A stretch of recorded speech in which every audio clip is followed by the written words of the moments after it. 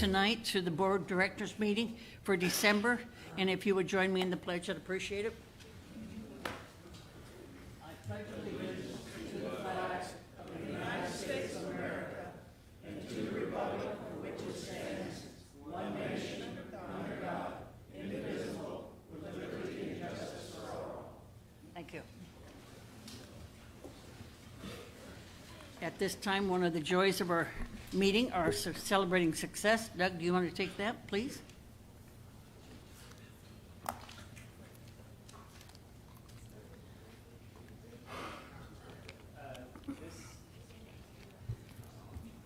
Is not on. Now it's on. Okay. Ryan Hatfield and Kyle Pullen, would you both come forward, please? Ryan and Kyle were nominated by Mr. Tommy Lee. This incident occurred out at Lake Point.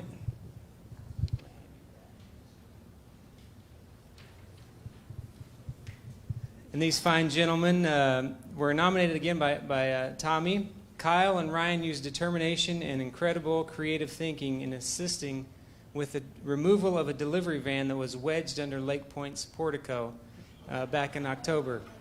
It was a delivery van, I think it was a Budweiser, or yeah, it was a beer van. They also gave up half their day in the shop to tackle this task. Before it was over with, they had deflated the front tires and completely removed both sets of dual tires on the back so it would be removed by dragging it out with a chain. This was the only remedy that would not cause further damage to the building. Once done, they quickly aired the front tires back up and put the back ones back on so the restaurant could open in time. During this entire time, they showed patience and good nature with everyone involved. So with that, join me in congratulating Ryan and Kyle. Congratulations.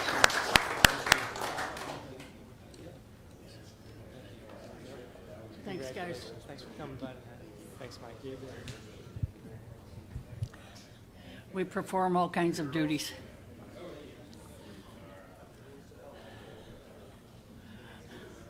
Thank you, Doug. Okay, at this time, I'd like to ask for a motion for the approval of the November 21st regular board meeting minutes. So move. A second, please. Corrections or additions? If not, and before I start, Tia Bidwell is not with us this evening, and she has no proxy. So there'll be 8 votes tonight. All those in favor of the minutes? Thank you. December 12th work session. I'd like to ask for a motion. So moved. A second? Any corrections or additions on that one? Okay, if not, I'll ask for a vote. All those in favor? Thank you. Anonymous. Okay, advisory committee.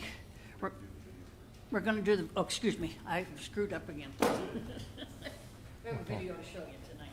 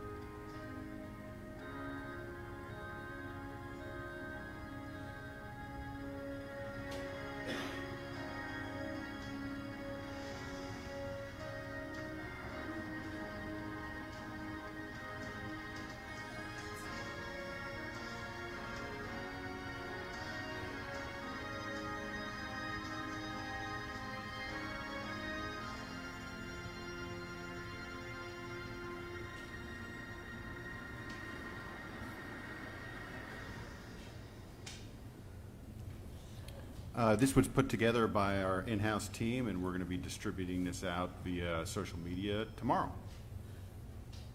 Okay, and I just want to show my appreciation for how far we've come in the last 3 years. I think it's great strides, and I'd like to keep it moving in that same direction, so I compliment the entire group. Lakes. Okay, first up is Lakes, and they're going to present tonight 2 issues, or 2 items. Let's see. Okay, the microphone works. Good. My name is Rick Yorman. I'm a member of the Lakes Joint Advisory Committee. Also, Paul Bickford, our secretary, is here with us, and Matt Champlain, our president of the Lakes JAC. We wanted to brief the board on a issue that has come up. If you go to the next slide. We've had quite a few people come and that are concerned about large wake that are being generated by wake boats. And the latest concern has been coming mostly from Windsor, but it's not just exclusively Windsor. The property owners that have come to the Lakes Committee have said that the waves are causing damage to their docks and seawalls. They're concerned about the safety issues that they pose, that they overwash the docks, that they will sometimes, that they have the potential to capsize small boats, stand-up paddleboards and canoes, that they could potentially wash over swimmers.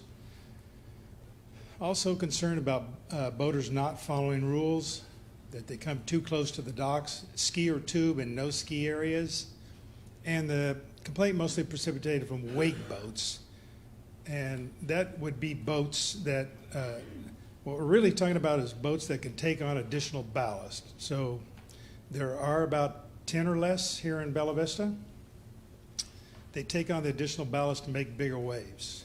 Let's go to the next slide.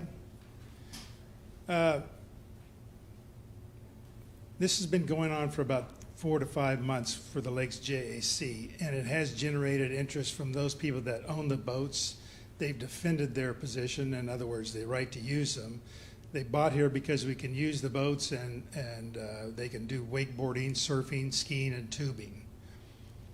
I want to point out that wakeboarding usually is at a higher speed. The second one is surfing, which they will usually do at about 8 to 9 miles an hour, which generates the biggest waves. One lakefront owner who has a wake boat did an informal review to point out that the wake-allowed lakes, Ann, Windsor, and Loch Lomond, tend to have a higher selling price per square foot. He thought that was important, really kind of defending the quality and use of the lakes. Most of the lakes in Bella Vista are no wake, thus offering many opportunities to avoid wake areas if you so choose. Another way to look at it, the areas that cover those 3 lakes that allow wakes are a minority of the landowners. Let's go to the next slide. The Lakes JAC has heard in the past, in 2017, some homeowners from Loch Lomond were concerned about it. At that point, we reached out to the Water Sports Industry Association, and the JAC recommended and you adopted the increased standoff for wake boats from 100 feet to 150 feet. That's 100 feet to 150 feet from the shoreline or any docks. And at the time, that was the industry standard. We also increased budget for more rangers to do additional enforcement. And just recently, the POA staff did do an analysis on the size of waves. We used a wake boat with additional ballast on board, and we filmed that, and that film is available in that analysis of how big waves are. Next slide. The Lakes JAC is going to make an offering we're bringing this to the board. We think we should make some changes. Those rules would identify wake boats, which we have been doing beginning in 2019. Additionally, we would recommend wake boats operators have a separate sticker to make them more visible. And this is wake boats that take on additional ballast with the intention of surfing or wakeboarding. Require those owners to watch a safety video. We recommend that we go to 200 feet from docks and shore for boats. I want to come back to that, but we think we should now go to 200 feet for for boats that are operating with wakes and really towing.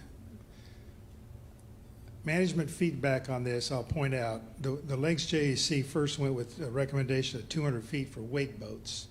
However, POA management is a little concerned about that for enforcement.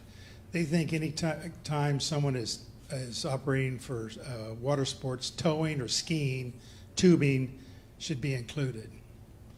Also require that the wake be thrown to the center of the lake, which wake boat operators can do that, and going to counterclockwise, which is an existing rule. We're concerned about buoys, and we'd like to add a buoy if possible that is a 200-foot marker buoy so that people know what 200 feet is. Modify existing buoys to better depict what is required. It's hard to tell whether I'm in a no wake or a no ski area with the existing buoy markers. We think there's some potential to make it a little simpler. Next page. Enforcement, increased ranger training. I've already mentioned that we've already increased the ranger budget, so we have more rangers. We'd like to make sure that they're trained and briefed properly so that they become authorities on wake boat issues. And increase enforcement at key times throughout the year. Lastly, signage. Clearly designate no wake areas and put it on a map. And add coordinates.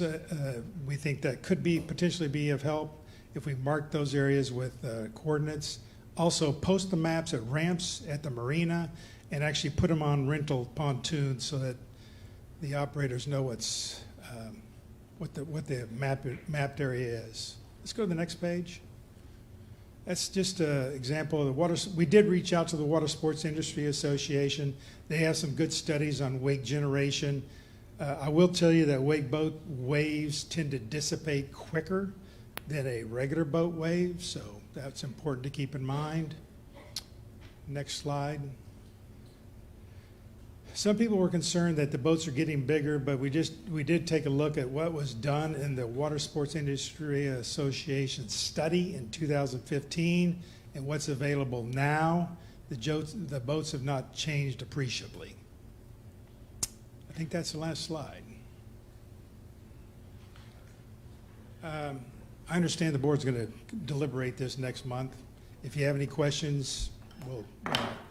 First of all, I would like to ask, the safety issue of all skiers and people pulling things are at the same distance. That's a safety prevention for the people on the dock or people close to their dock swimming or on the docks themselves. So it makes sense to add those to it. So it's not just wake boats we're looking at, it's anyone pulling or anyone using a device. Yes, however, we really don't have, it's the wake boats that generate such big waves Okay. that can reach the shore that we're most worried about. But I think Okay. for enforcement, maybe it would be better to go to 200 feet for all towed, you could call them towed operations. I will point out that wake boats, when they're surfing, they usually throw the rope in. So when they're surfing, the person riding the wake is probably not holding on to the boat. Okay. Questions? Go ahead, Jim. I'm assuming a 200-foot restriction would mean for both Windsor and Loch Lomond strictly the main channel. Yes, right now Windsor, Ann, and Lomond, they're all in the middle of the lake. Yeah. Because almost all I don't know about Windsor. I live on Lomond. On Lomond, every cove is no wake. So Okay. those operators, those people towing, or whether it's a wake boat or a tuber, they're going in a little circle around the middle. And Lake Ann is big enough to have a 200 feet? We believe all those three lakes can handle 200 feet. If we go to 300 feet, we don't think that would be possible. Okay. Questions? Steve?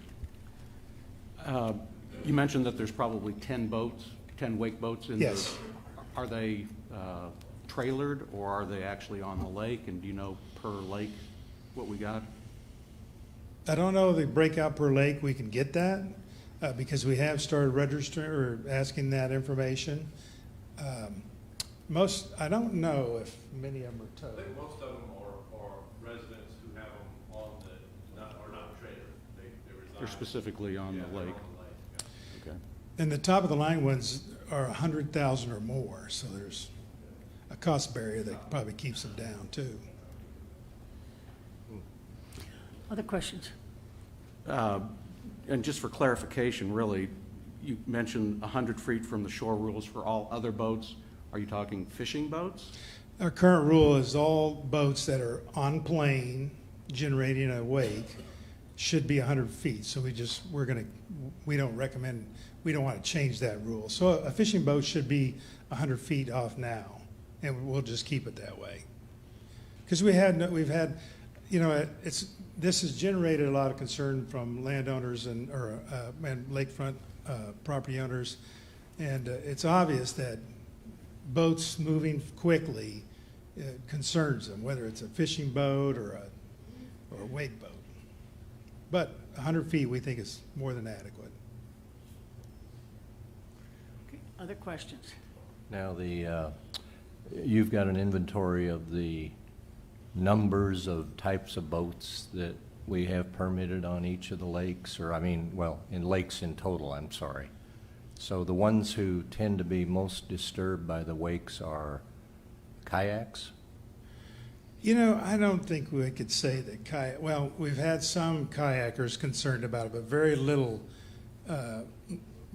information about whether, the kayakers tend to go to the coves. Yeah. They don't tend to, 4th of July, they are not going to be out in the middle of Lowman. There could be stand-up paddleboard people and kayak people that live on that area that want to enjoy it, so it is an issue for them. But for the most part, kayakers we've heard from quite a few fishermen that use kayaks for that purpose, and they're not going to be in that part of the lake. Steve? You mentioned the ballast, I guess, is the main issue here, where the back end of the boat is, but there's a wedge it can create? There are appliances that can be added to the boats that help in creating a wake. So for example, it might be a wing that's deployed on the starboard side to generate a wake on the port side.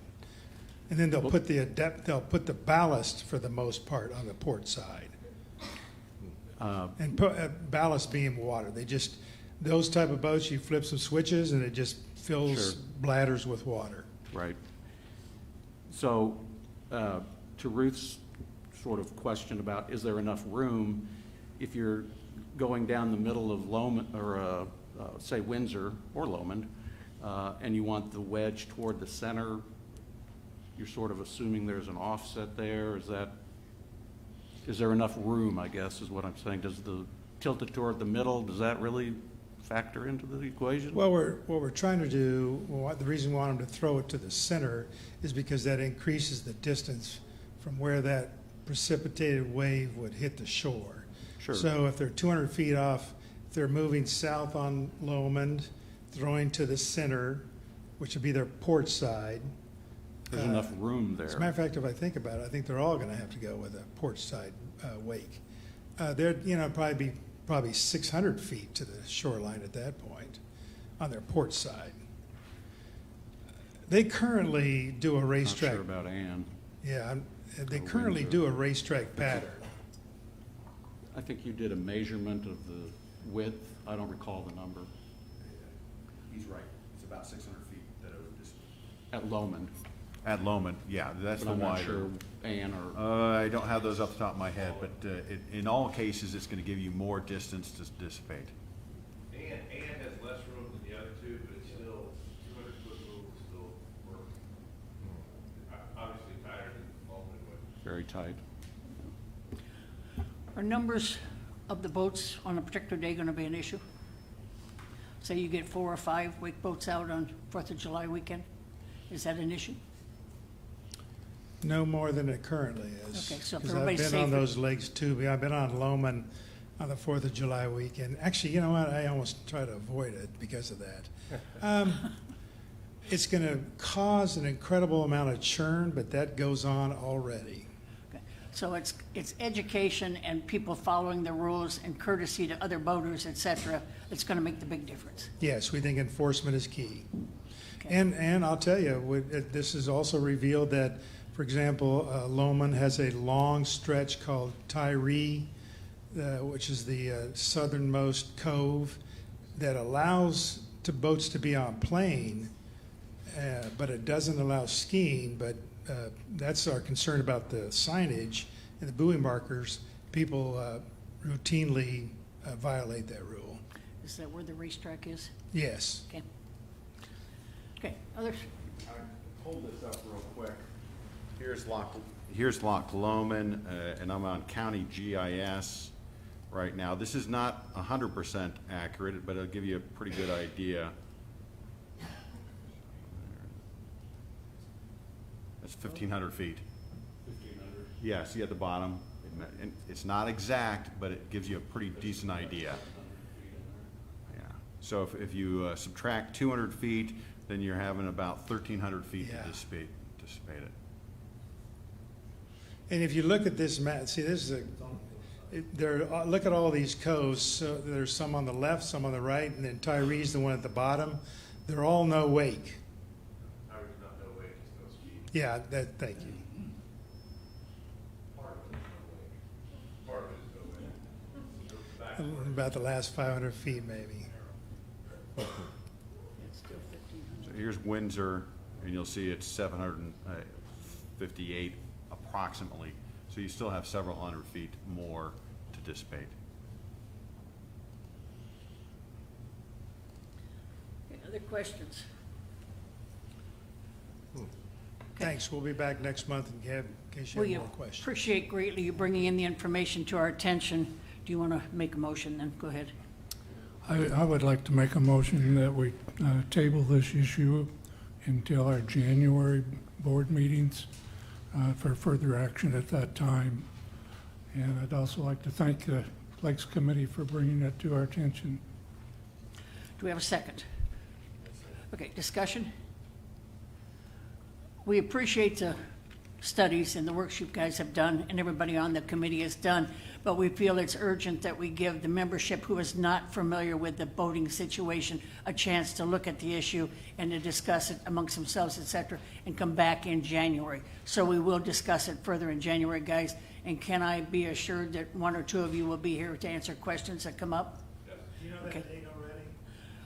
That date will be, the work session is January 16th at 9 o'clock in the morning, and the board meeting is January 23rd at 6 o'clock in the evening. So it's the 16th and the 23rd. Okay, any other discussion on wake boats? I appreciate, guys, you did a great job with all your discussion throughout the months that you've been studying it, so. Okay, at this time, recreation, oh, excuse me, we need to vote. Gary, stand back a minute. Okay, now that we have a motion and a second, do we have a vote on the motion so we carry it through to January's meeting? Okay, thank you. Appreciate that. Thank you, David. Okay, Gary, we welcome you now. You were welcome before, but we welcome you now.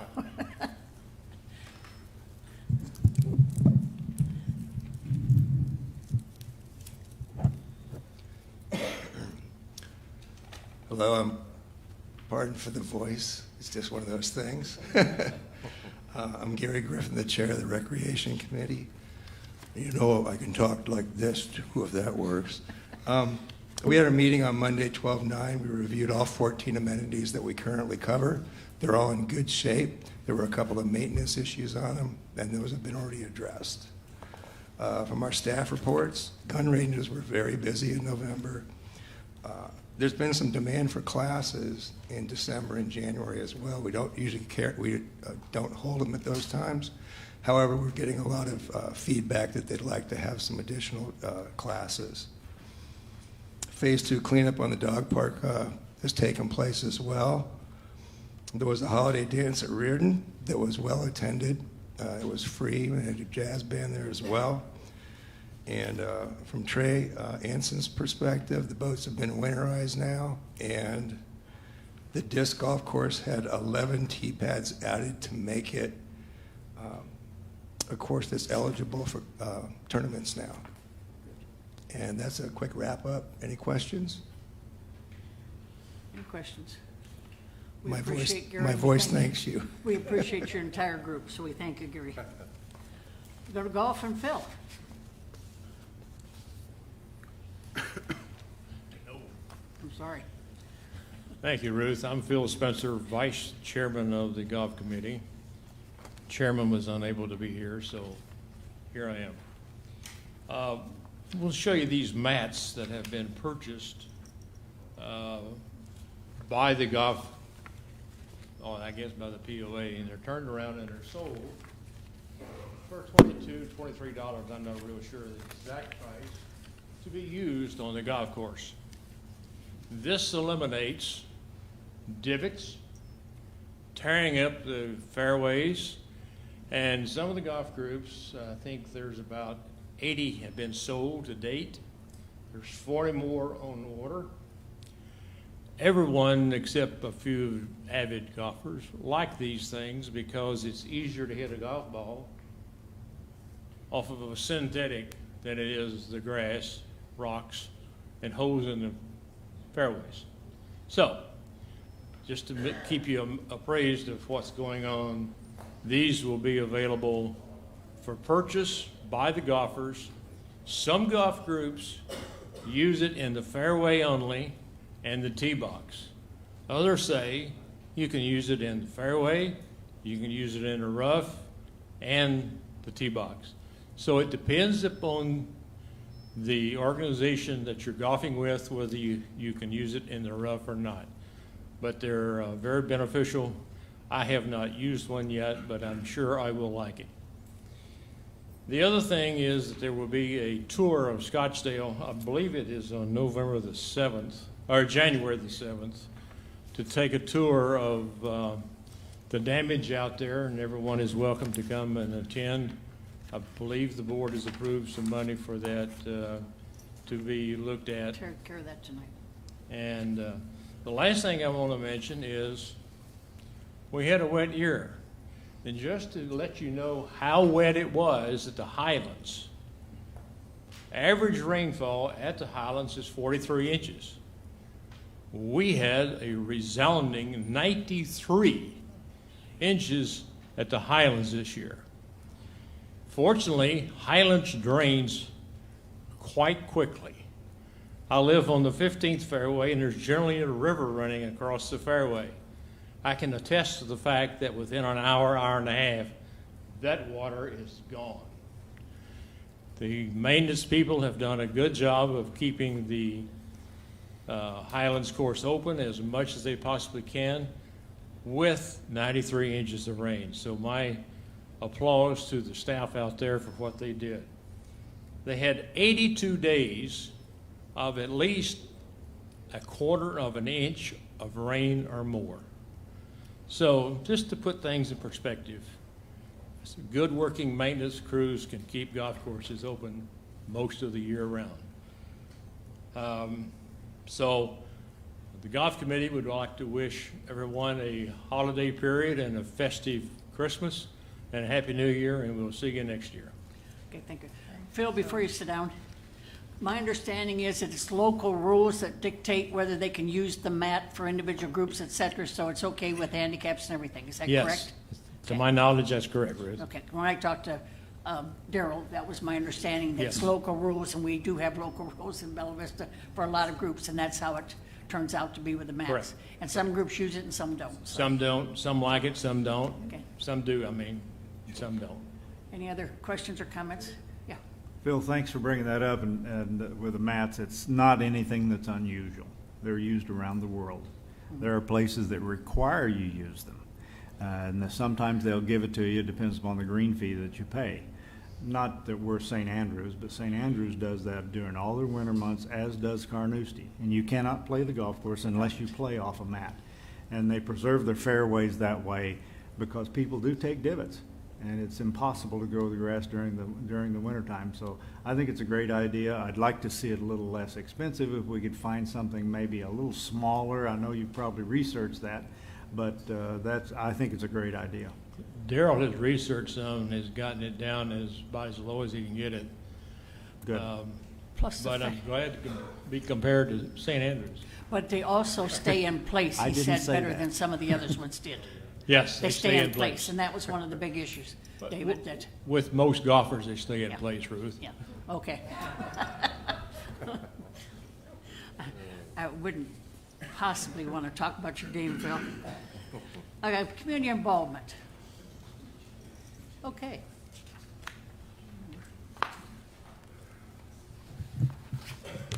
There. I'm Janet Conboy. I'm the secretary of the Community Involvement Committee. A lot's been happening in our committees. First off, we want to, just talk a little bit about the coat drive, which we found to be extremely successful.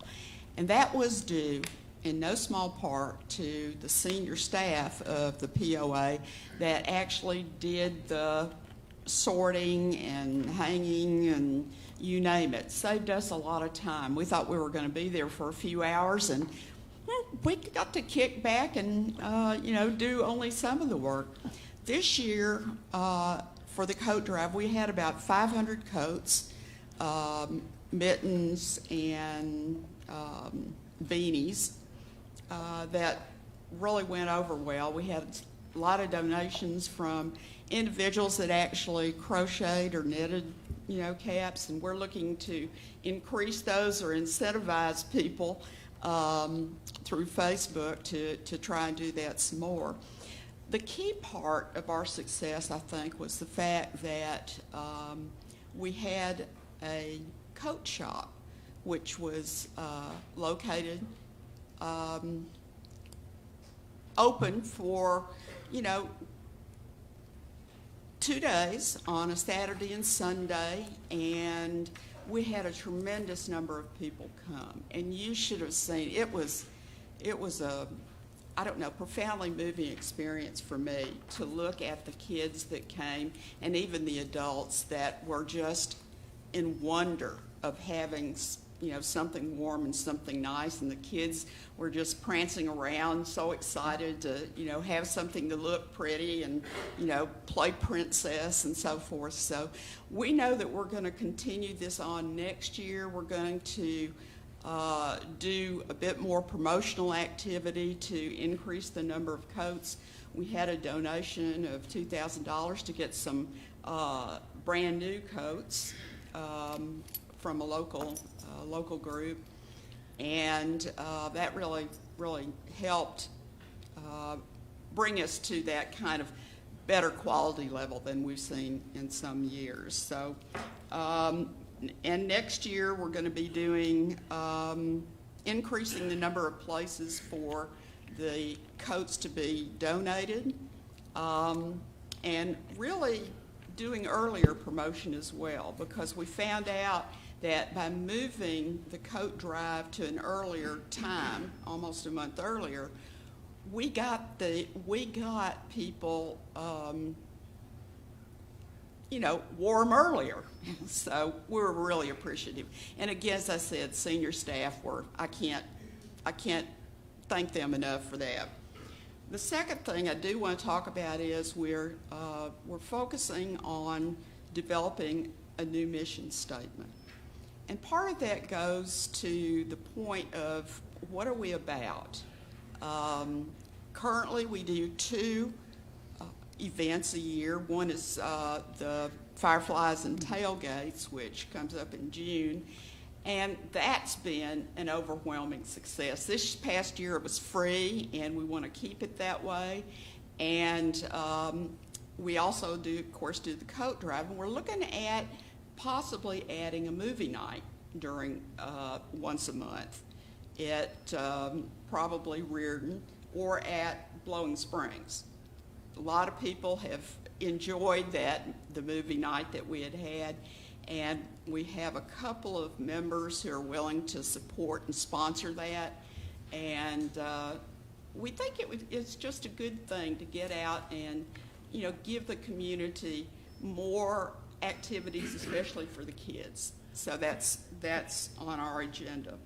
The other thing is that we currently have 4 members on our group, and we're going to be pursuing strongly increasing that number, doubling it and taking it to 9 if possible. And so we're going to be doing some lot of outreach work, both through the meet and greets as well as media, and really invite more participation, because there's a lot of things that we can be doing, maybe partnering with city or local civic groups to allow people access to information about what there is in Bella Vista and what kind of resources, human services, and so forth. So we're going to be talking more about the mission statement this coming January, and really appreciate the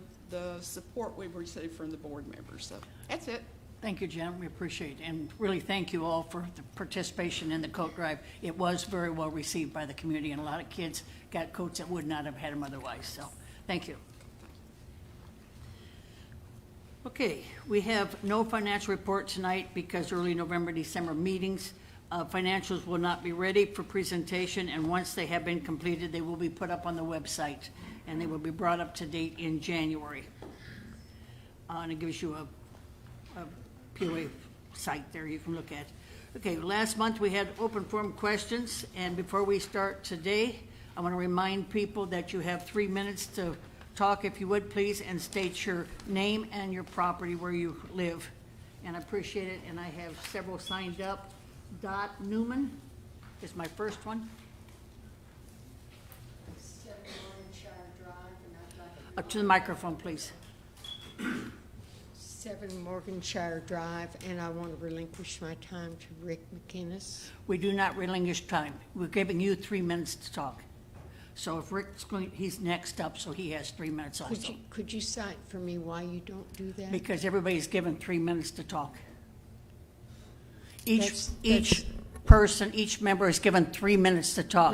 Not to be argumentative, but is this in print anywhere that I could see it? But it's not in print anywhere? Yeah, it's in the policy where it says that you have 3 minutes to speak. Can you tell me where, please? I can't off the top of my head. I'll have to look for it, Can and I'll we- tell you So afterwards. you can't tell me where I cannot relinquish my time, is that correct? We have discussed this before, and yes, it was stated that we have decided through this bylaws that you have not got the 3 minutes. I will repeat my question and then I'll sit down.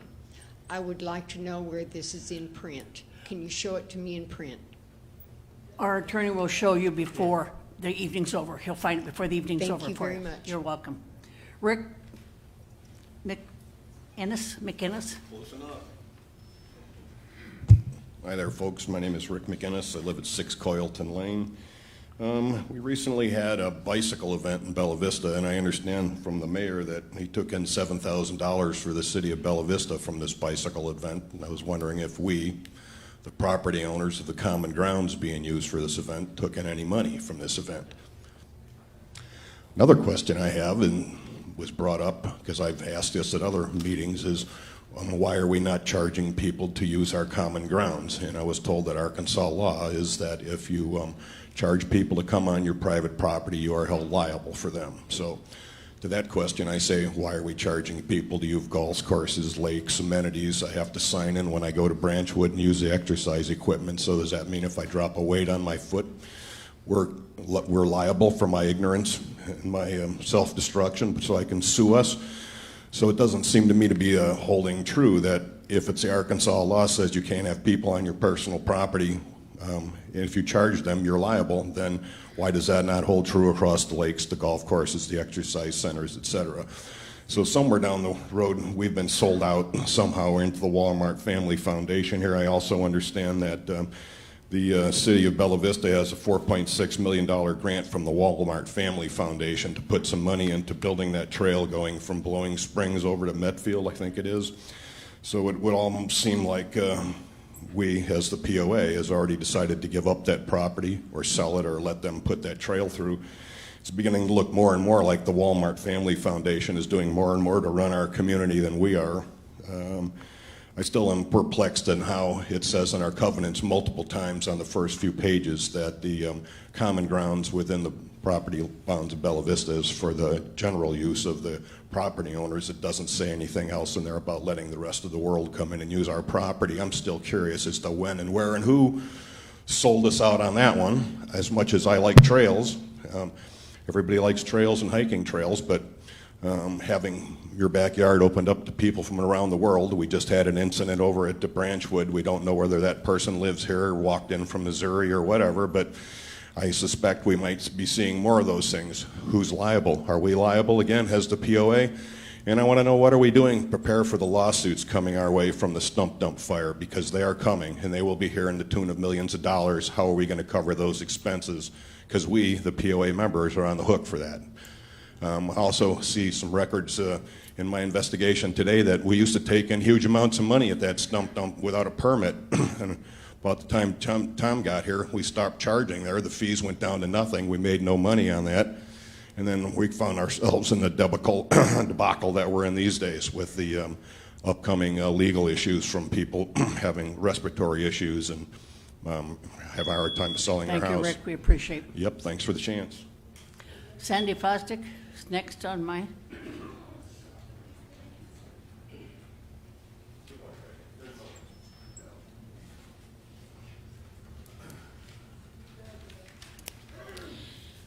Sandy Fosdick, 37 Stonehaven Drive.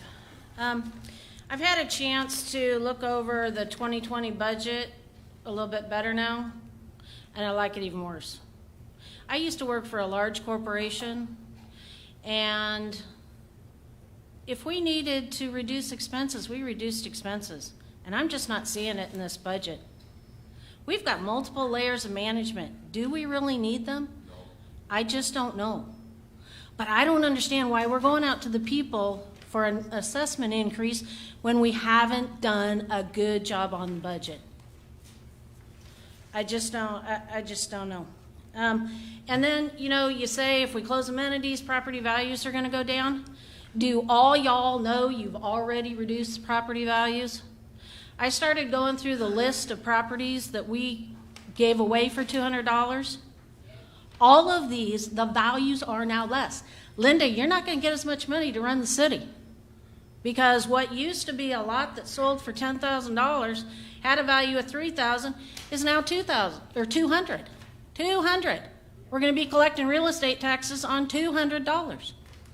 Furthermore, I went through the first 30 people on this list that bought lots. 90% live within 33 miles of Bella Vista. And you're asking improved property owners to now allow these people to use our amenities for free and make the improved property owners. This is not ethical. And I'm just tired of there not being ethics in our city. I've got a license and I've got to take continuing education in ethics. I think a lot more people should be taking these continuing education courses. It's just not right. And I have always voted yes. We need more money, I believe, because we have not seen the end of the stump dump lawsuits. We have a problem, but the problem begins with the budget. Excuse me, Sandy has the floor, please. So I'm asking that you turn around and look at the budget. And I just want to remind you that in our, I happen to bring this with me, it's in the Bella Vista Property Owners Association Policy 1.07 Open Forum, specifically number 4, questions are encouraged and should be answered by the directors or chief operating officers when possible.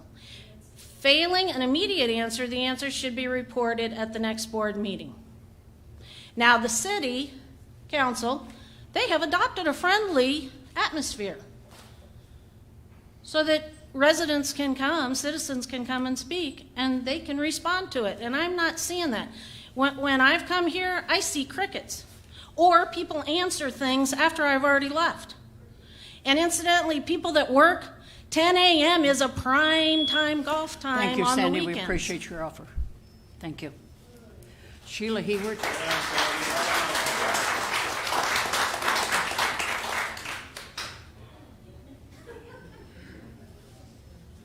evening.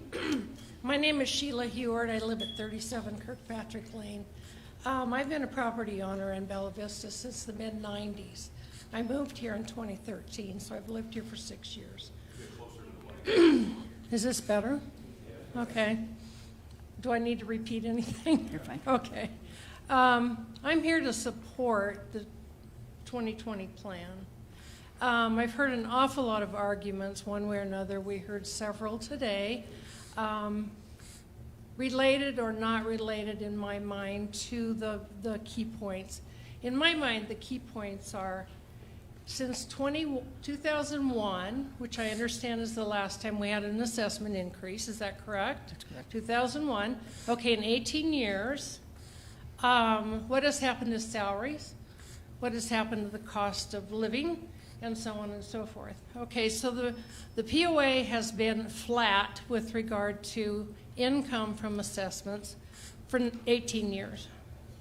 No one else has been exposed to that level of thing. Most of us that work for a living, we got a cost of increase, or a cost of living increase. Hello? Excuse me, please. Sheila has the floor. The POA, since I've lived here in 2013, has the Bella Vista has undergone at least 3 tragic floods that cost a huge amount of money to resolve. I don't think that's ever been in the budget to take care of floods. This year we had floods plus that flatline tornado that totally wiped out a lot of our golf courses. It's my understanding that cost several $100,000 between the floods and this flatline wind. Okay, this is not something that you can just take out of a current budget. This is something that needs to have some kind of background, some kind of funding for future use. Good grief. Please be respectful if somebody wants to talk. Please do not interrupt.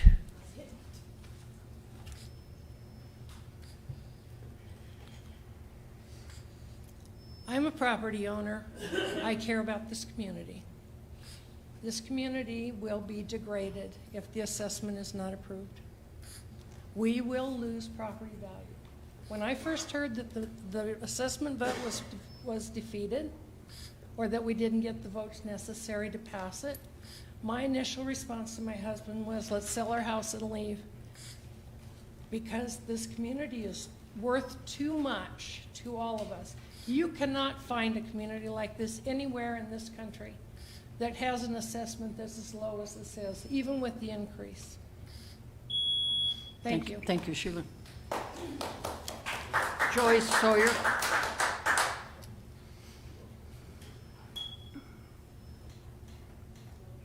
Joyce Sawyer.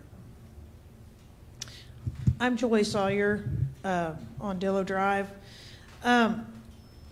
Real quick, I heard the report that all amenities are in good shape, and I had asked several months ago if we could do something to help the putt-putt golf course at Metfield. I live over there, and my grandsons like to, get out there and play that, but I mean, it's in terrible shape. It looks really bad, and the park is really nice, but the putt-putt golf is really bad. So if they went out and looked at all the amenities and said that they've all been fixed and updated and et cetera, that does not include that. And so I would like to see that actually fixed. To what you just said, that there's not been an increase, but when we incorporated with the city in 2007, we did millions of dollars were returned to the POA at that time because the city took over a lot of those expenses. So I personally don't have a problem with the increase. I have a problem with the way that it's being done. I don't think that unimproved and improved property owners, I think everybody has to pay to use what they're using.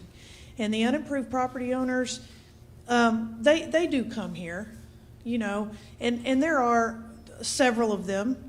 within this 50-mile radius or whatever, they come up here, they use the pools. I work in Springdale, so I know that to be true because I have a lot of friends that come up here, and they don't even own lots. They just come up here and pay the fee and, do and use our stuff. And so I take real issue. I have a problem with the increase because I don't feel like it's going to be used responsibly because we're not using the money that we have now responsibly. And so there's no reason to think that if we pay more money that anybody's going to be more responsible. I would like to see this board make serious cuts, get really responsible, do what you have to do. It's going to hurt a little bit. It's going to hurt us a little bit. We're not going to like it. We're not going to love, being told that there are things, but we have to get it. We have to get it straight. Then come and say, hey, you know what? We've got it straight, but we want it to be a little bit better and we need a little bit more money. Because it's just, and then turning around like you did in 24 hours and asking for another vote and laughing just weeks before that about how that's going to divide the community, and that's going to divide the community, and if we want to guarantee it for sure, we can make it -15 or -2 and 15. Thank you. That's not the Thank kind you, of Joy. behavior Your that we time is up. want from our COO. Your time is up. Thank you. That's who I have. That's who I have that have signed up. So if there's no further open forum, yes, sir. I didn't get a chance to sign up, but do I have 3 minutes? Go ahead.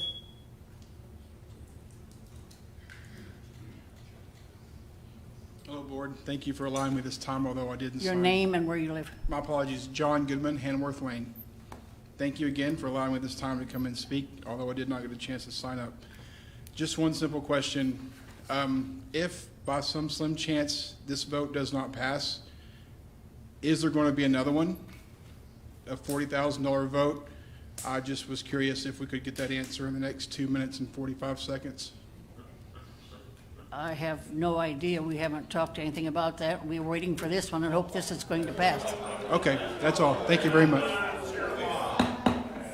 Enough. Okay, at this time, open forum is closed, and we will go on to talk about Scottsdale.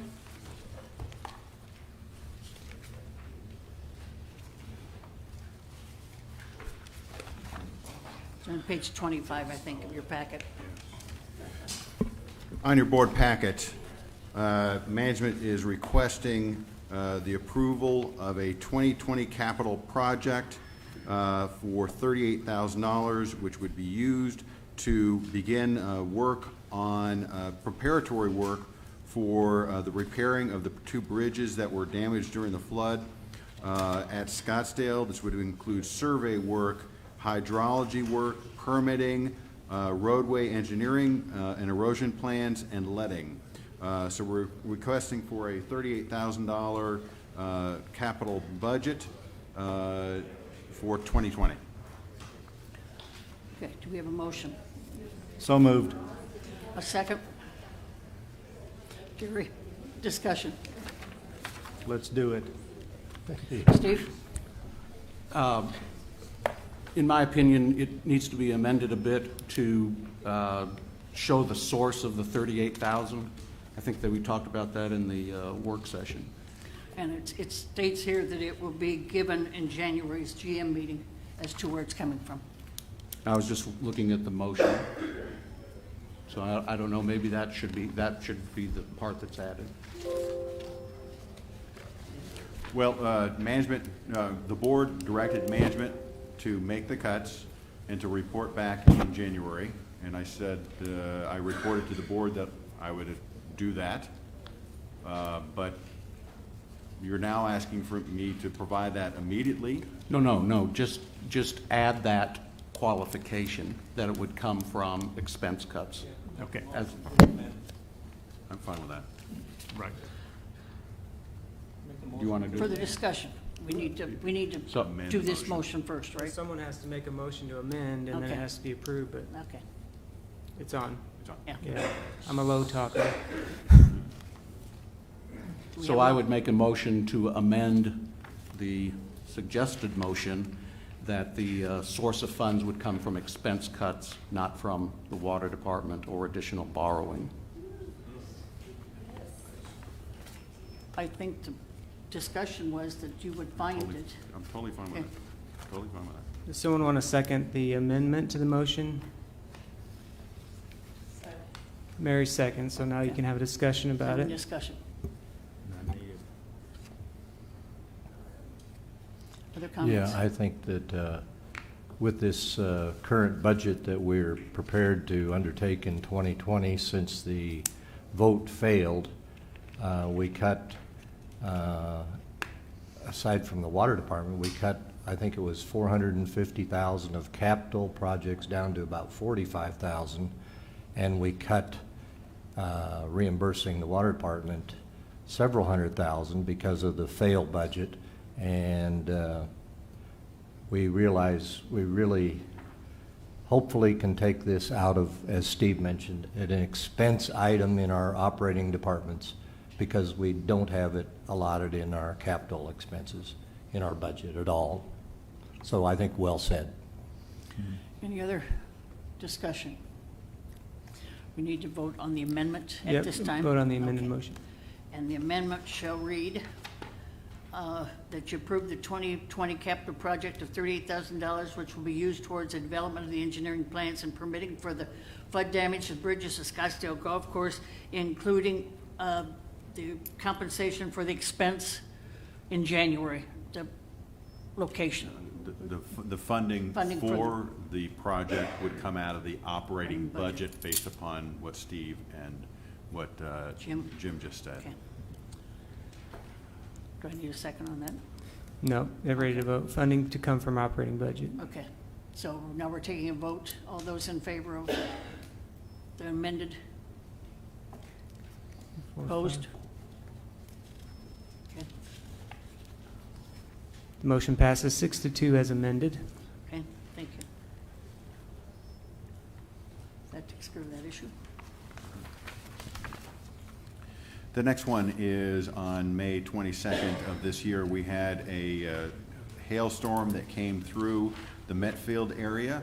The hailstorm damaged multiple roofs in the Metfield area. We have 6 buildings that were damaged, which was the main building, the cart barn, the pool house at the pool at Metfield, the picnic pavilion at the Metfield Park, the pump house, which is on the golf course, actually 2 pump houses. 5 of these repairs are below the $10,000 capital mark. We do have insurance, but for the main building, our insurance portion is $21,000, which is over the $10,000 capital mark. So we're requesting that a 2019 capital project is approved by the board for the repair of these buildings. And the repair for the other 5 buildings would go into the expense budget, would be expensed in the operating budget. Can I get a motion, please?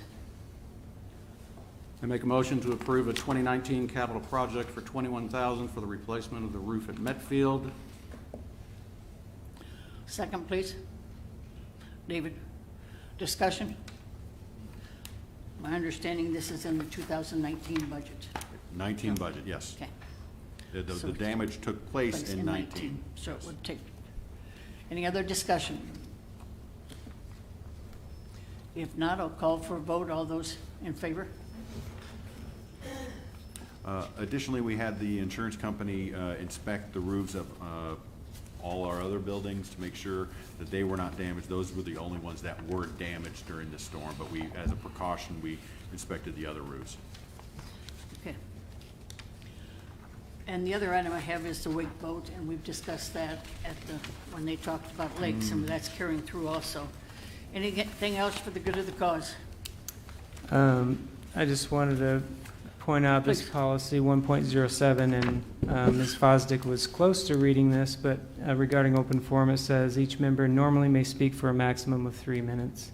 And there's no caveat to that. If you Thank you. someone else gives you more minutes, it just says you normally speak for a maximum of 3 minutes. Doug, a little bit further to that, that's pretty much a standard throughout the HOA industry and any other board meetings. That's a standard. Correct, yeah, if they allow an open forum, it's Yes. that's Yes. typical. Okay, at this time, Rules and Regs meeting will meet January 8th at 4:30 in the boardroom, and that's on Wednesday evening. Thursday, GM meeting at 4:30 in the boardroom, and that's a closed meeting. The board work session is Thursday, January 19th at 9 a.m. here in the boardroom. And a special member meeting assessment vote results is Thursday, January 16th at 6 o'clock at Reardon Hall. Board of Directors regular session is Thursday, January 23rd at 6 o'clock in the boardroom, here in the boardroom. And at this time, I'd like to wish everybody a very happy holiday season and a Merry Christmas, but more importantly, drive safely. Thank you. And I'd ask the board to stay for just about 5 minutes.